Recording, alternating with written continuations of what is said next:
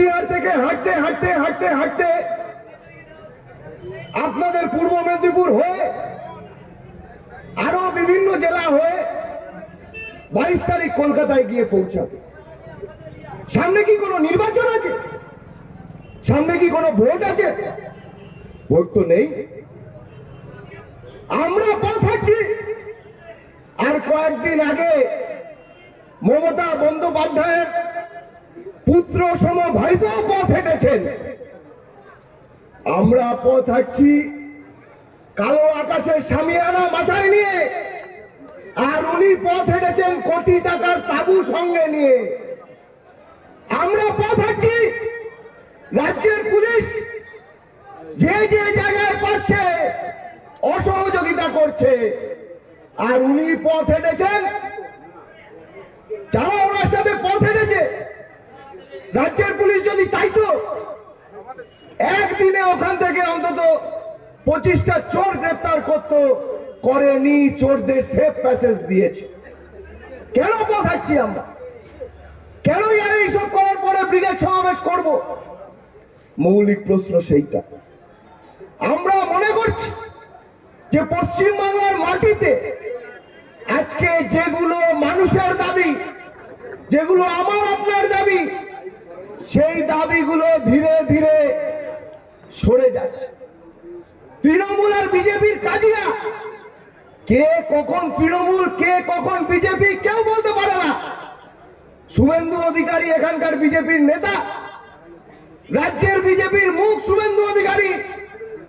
আর নারদাতে তো শুভেন্দু অধিকারীকে আমরা দেখেছি বিজেপি নয় তৃণমূল হয়ে আর 5টা তৃণমূলের মতন তিনিও টাকা নিচ্ছেন। তাই আমরা বলতে চাই এই দ্বন্দ্ব আসল দ্বন্দ্ব নয়। দ্বন্দ্ব হচ্ছে বেকার যুবকের কর্মসংস্থান পাওয়ার দ্বন্দ্ব। লড়াই হচ্ছে বেকার যুবকের কাজ পাওয়ার লড়াই। সেই লড়াইকে সামনে নিয়ে যেতে চাইছি।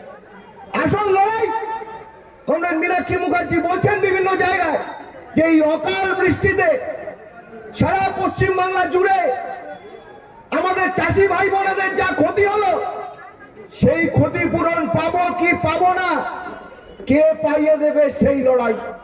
সেই লড়াইয়ের কথা সামনে তুলে আনতে চাইছি।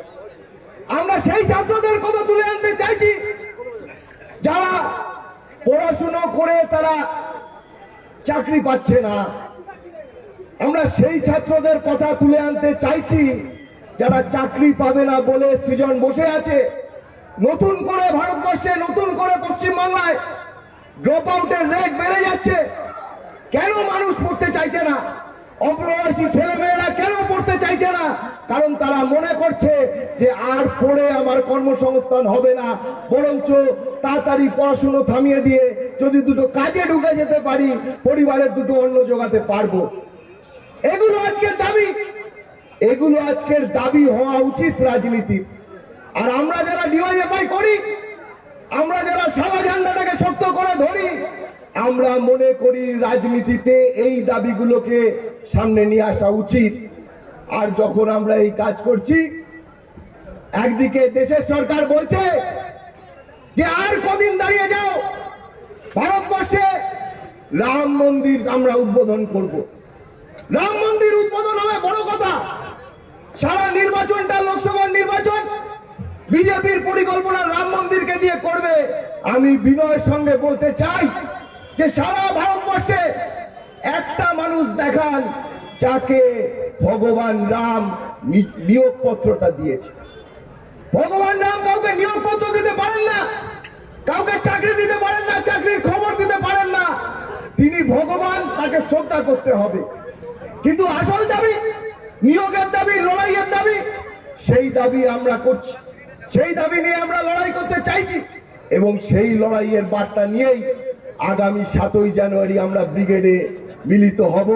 এবং এই মিলন ক্ষেত্রে দাঁড়িয়ে শুধু ডিওয়াইএফআই নয়, ডিওয়াইএফআই এর আহ্বানে এই ব্রিগেড সমাবেশ ঠিকই, কিন্তু ডিওয়াইএফআই এর সঙ্গে থাকা, ডিওয়াইএফআই এর পরিধির বাইরে থাকা সারা পশ্চিম বাংলার গণতন্ত্র প্রিয় মানুষ, সারা পশ্চিম বাংলার বঞ্চিত মানুষ সেদিন ব্রিগেড সমাবেশে উপস্থিত হবেন।